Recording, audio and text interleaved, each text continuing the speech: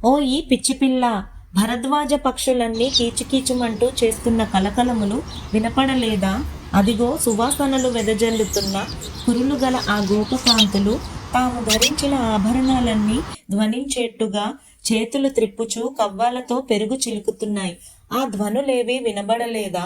నీవు మాకు నాయకురాలివి కదా, భాగవద్విషయానుభవము నెరిగిన దానవు. సాక్షాత్తు శ్రీమన్నారాయణుడే ఇప్పుడు శ్రీకృష్ణునిగా మన భాగ్యం కొద్దీ అవతరించాడు. మన కొరకే కేసి మొదలైన రాక్షసులను చంపి మన కష్టాలను గట్టెక్కించాడు. మనమంతా అతనికి కృతజ్ఞులమై అతని గుణగానం చేస్తున్నాం. అయినా వానిని వింటూనే ఇంకనూ పడుకునే ఉంటివే. మేము పాడే ఈ పాటల ఆనందముతో నీవు మెరిసిపోతున్నావులే. ఇకనైనను లేచి రామ్మా తల్లి, వ్రతం ఆచరించటానికి ఇంకనూ ఆలస్యం దేనికి అని ఒక గోపకన్యను లేపుతోంది ఆండాళ్ తల్లి.